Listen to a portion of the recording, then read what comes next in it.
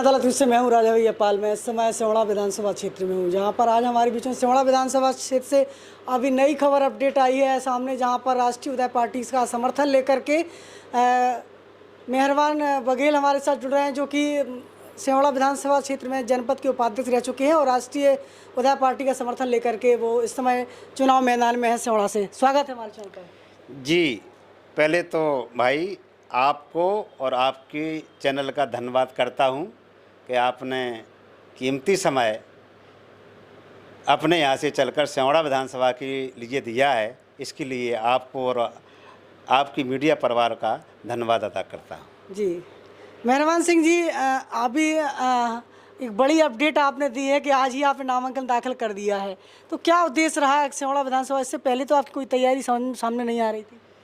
जी, वैसे कोई तैयारी नहीं थी, लेकिन हम ये दोनों भाजपा और कांग्रेस की टिकटों की सूची देखते रहे कि हमारी समाज मध्य प्रदेश में करीब 50 लाख है, तो कहाँ से भाजपा और कांग्रेस हमारी समाज को प्रतिनिधित्व दे रही है।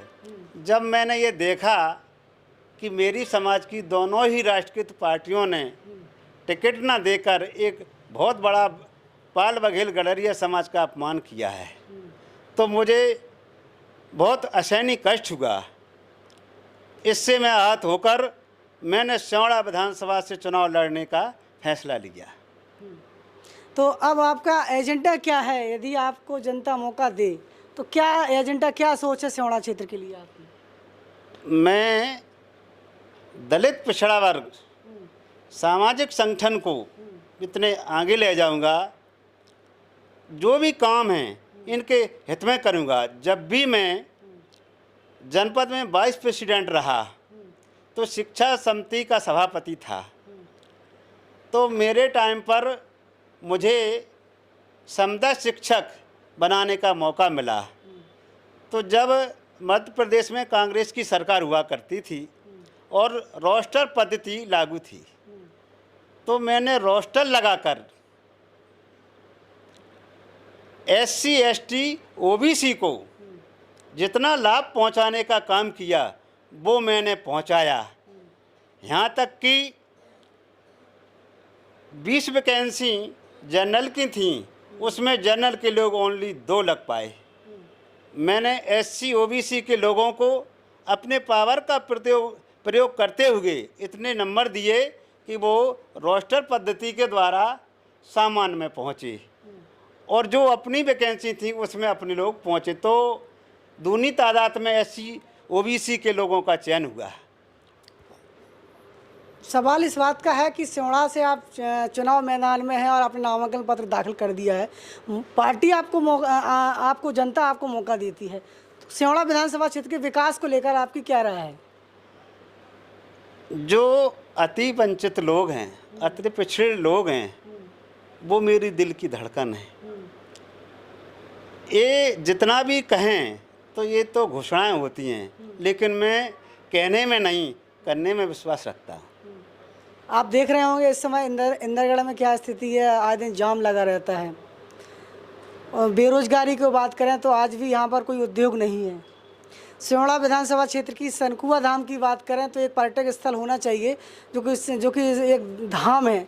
यहाँ पर पूरी दूर दूर से लोग आते हैं, उसका सौंदर्यीकरण होना चाहिए। तो इन तमाम विकास के मुद्दे हैं जिन पर चर्चा होना ज़रूरी है। तो इसके लिए आपके मन में कोई सोच है कि नहीं? जी, इस सिमड़ा विधानसभा के लिए जो विकास ना होना, इसके लिए पूर्ण रूप से भारतीय जनता पार्टी जिम्मेदार है।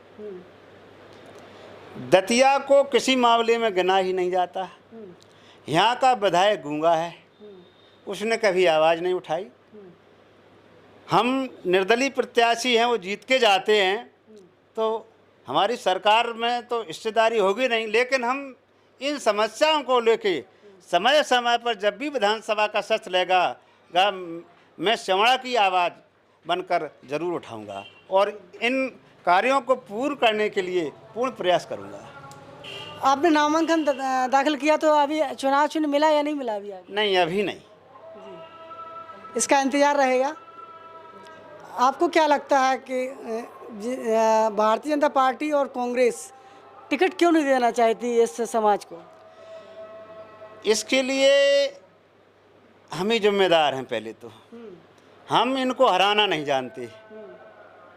टिकट होने से पहले ही हमारे लोग इनके गुणगान करने लगते हैं, इसलिए हमारी वैल्यू नहीं होती है। हमारे लोग निर्दलीय होकर इनको हराने का काम करें। अगली बार मैं दावे के साथ कहता हूं कि दोनों ही पार्टियां 10-10 टिकट देंगी। सिवड़ा क्षेत्र की बात करें तो यहाँ पर पूर्व में विधायक राजीलाल बघेल रह चुके हैं बसपा से। बसपा ने इस बार 2 टिकट दिए हैं, एक महंगाओं विधानसभा में और एक ग्वालियर ग्रामीण विधानसभा में। तो लोगों की यह भी राय है कि बसपा ने बघेल समाज को समर्थन दिया है। नहीं, मैं जहाँ तक है 2 टिकट दिया तो उन्होंने कहीं ना कहीं तो इज्जत की है समाज की, उनका धन्यवाद है। लेकिन यहाँ जो उन्होंने ऐसी जगह टिकट दिए हैं कि तहाँ बघेल जीत नहीं सकता। जो जीतने वाली सीट है वहाँ पे बीएसपी ने भी टिकट नहीं किया। इसको वो भले ही अपने आप में मानते हैं कि हम राजनीतिक हैं, लेकिन हम सत्ता की दहलीज तक जरूर नहीं पहुँच पा रहे। लेकिन इतना तो हम भी समझते हैं कि हम कहाँ जीत सकते हैं, कहाँ हमारा टिकट होना चाहिए। जी। तो जनता इस समय आपको देख रही है, क्या अपील करना चाहेंगे आप? 2008 का सिवड़ा की जनता 2008 का इतिहास दोहराएगी और बघेल समाज खुलकर मेरे साथ है। 25,000 यहाँ बघेल समाज का है और एससी ओबीसी के द्वारा मुझे पूर्ण समर्थन मिल रहा है। निश्चित ही जीत होगी। सामान वोट लेने की जरूरत नहीं है क्या आपको? 3 में ना 13 में मृदंग बजाएं डेरा में 3,000 बनिया 3,000 ठाकुर रुपये अपने अपने डाल ले। मुझे तो अपने वोटों की ज़रूरत है। एससी ओबीसी माइनॉरिटी 1 लाख, यहीं मैं चुनाव जीतूंगा।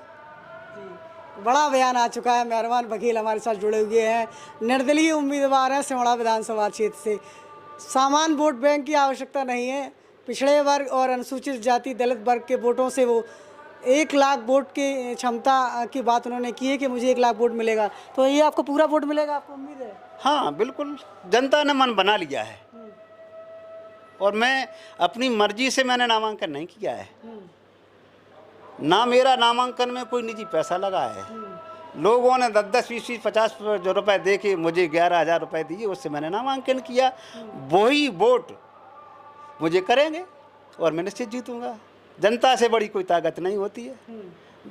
यही करोड़पति उद्योगपति सोने चांदी वाला 2008 में बघेल से ही तो हारा था। आज वही समय है। तो आपको लगता है कि आपकी टक्कर भारतीय जनता पार्टी से होगी? नहीं, भाजपा तो 3-4 नंबर पर जाएगी। तो टक्कर आपकी किससे होने वाली है? वैसे तो कोई नहीं है। अपनी अपनी जमानत का ख्याल रखें। बड़ा बयान दे रहे हैं आप। नहीं, वो मैं नहीं, ये जनता की आवाज़ है। जनता की आवाज़ है। मेहरबान सिंह बघेल हमारे साथ जुड़े हुए थे। फैसला तो आपको करना है और 17 नवंबर को आप किसको वोट करेंगे ये आपके हाथ में है। किसे आप विधायक बनाएंगे ये भी आप तय करेंगे। हमें आपके फैसले का इंतजार है। जुड़े रहिए आपकी जन अदालत न्यूज़ के साथ। नमस्कार। आपकी जन अदालत न्यूज़ हरदम प्रयास करता है हर व्यक्ति की आवाज़ को जनता तक पहुंचाना, और मैंने हर पार्टी के राजनीतिक दलों के इंटरव्यू आपकी जन अदालत न्यूज़ पर किए हैं। फैसला सुनाना जनता का काम है। नमस्कार।